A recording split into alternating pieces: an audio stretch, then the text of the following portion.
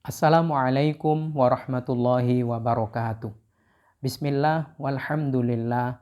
Thumma salatu wassalamu ala rasulillah. Habibina wa qudwatina Muhammad ibn Abdillah.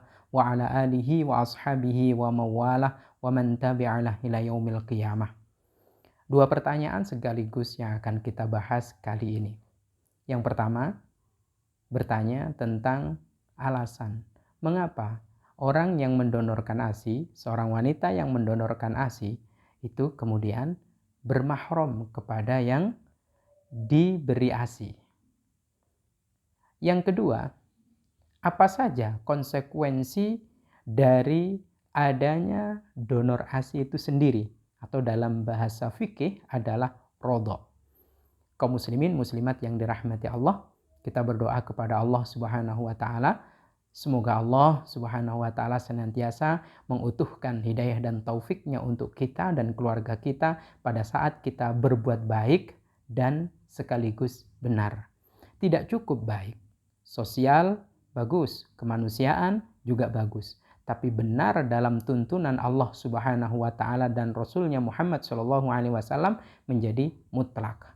Maka ketika ada seorang wanita mendonorkan ASInya kepada bayi, harus dikawal, harus diberi pencerahan, harus dibimbing dan dituntun agar supaya benar dalam memberikan donornya.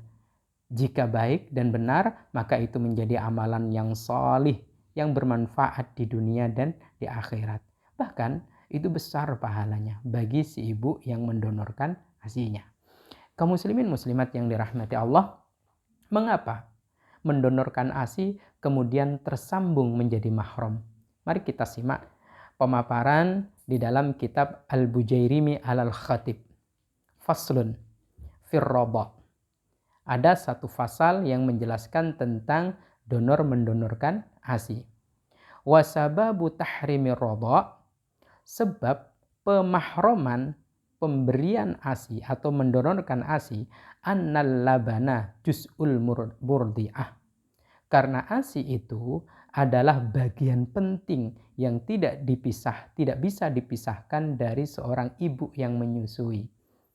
ASI itu ada yang menyebut sebagai makanan surgawi. ASI itu sangat spesial. Sekali lagi saya ulang, tidak ada pabriknya. Karena ini adalah karunia Allah, bahkan ada yang menyebut ini adalah makanan surgawi, makanya harus dikelola dengan sebaik-baiknya.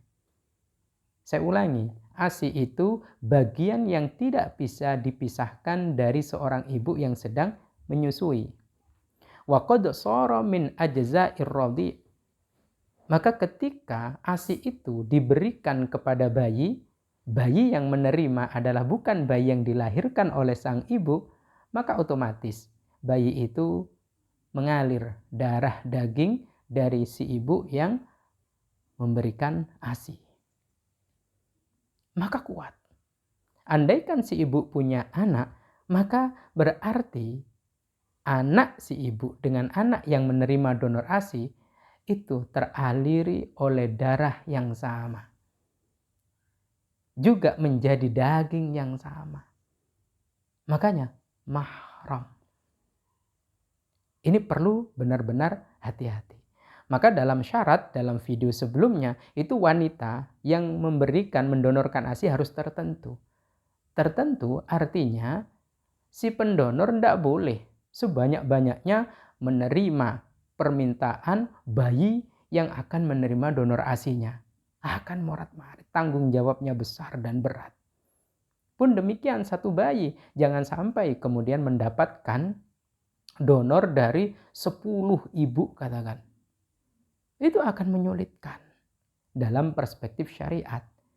Ini sekali lagi kita harus patuh dan tunduk kepada sang pemberi karunia makanan surgawi itu, yaitu ASI.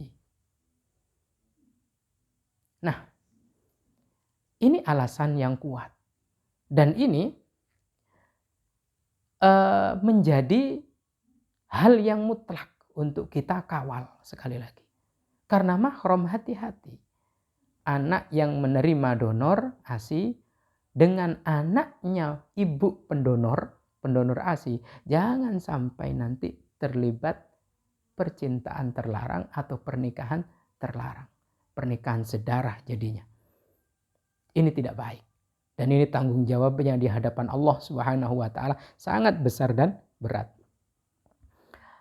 Itu yang pertama. Yang kedua, apa saja yang terkait erat yang dibawa sebagai konsekuensi bagi ibu yang mendonorkan dan bagi bayi yang menerima donor ASI. Nah, berikut ini penjelasannya.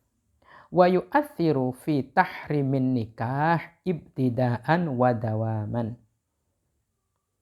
Maka jika telah menetapi syarat-syarat sebagaimana yang saya uraikan di video sebelumnya, otomatis keharaman menikah antara anaknya ibu yang mendonorkan dengan anak yang diberi donor ASI. Termasuk kepada semua anaknya ibu yang memberi donor. Gitu. Punya anak 3 laki-laki, 3 perempuan ibu yang mendonorkan ASI. Maka dengan bayi yang menerima donor semuanya menjadi mahram. Haram hukumnya menikah atau dinikahkan. Nah, bersamaan dengan itu, jawazun nadri wa jawazun nadri. Boleh melihatnya karena memang mahram. Wal khalwati berdua-dua juga boleh. Yang diberi donor ASI adalah laki-laki. Sang ibu tentu perempuan. Berdua-dua dengan ibu. Nah, ini tidak dosa. Yang dosa adalah yang bukan mahram. Anak yang disusui perempuan. Anaknya si ibu yang menyusui adalah perempuan. Yang menerima donor ASI laki-laki. Maka berdua-dua khalwah juga diperkenankan. Wa adamin naqdit taharah bil lamsi. Dan kalau ada wudu tentu tidak batal karena mahram. Duna sa'iri ahkamin nasab. Tapi tidak bisa bersinggungan langsung nasab. Oh, karena anak yang menerima donor ASI laki-laki dibinkan kepada suaminya ibu yang mendonorkan ASI. Tidak bisa. Karena anak yang menerima donor ASI adalah perempuan, dibintikan kepada suami ibu yang memberikan donor ASI. Tidak bisa. Tidak bisa sambung nasab. Hanya mahram saja. Yang kedua, waris juga tidak terkait.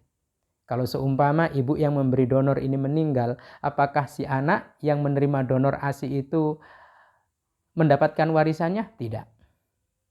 Tidak termasuk ahli waris. Dan ini biasanya dikhawatirkan oleh sebagian umat Islam yang belum paham.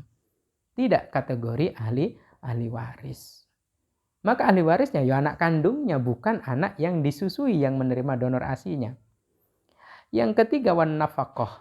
Juga tidak ada kewajiban bapak, suami dari ibu yang mendonorkan ASI itu memberikan nafkah kepada anak yang menerima donor ASI. Atau kelak kemudian jika ibu yang memberikan donor ASI itu tua lalu kemudian miskin, tidak ada penghasilan.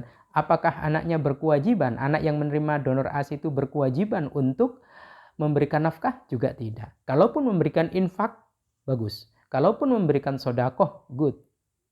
Itu sangat bagus. Tapi untuk wajib memberikan nafkah, tentu tidak. Maka dari itu, kaum muslimin muslimat yang dirahmati Allah, ini adalah konsekuensinya. Jadi sambungnya cuma pernasaban, bukan terkait dengan nafkah, bukan terkait dengan ahli waris, bukan terkait dengan nasab. Semoga Allah Subhanahu wa taala menuntun kita dengan hidayah dan taufiknya sehingga kita bisa benar-benar pegang teguh syariat Allah Subhanahu wa taala, pemberi nikmat seutuhnya. Wallahu a'lam bissawab. Assalamualaikum warahmatullahi wabarakatuh.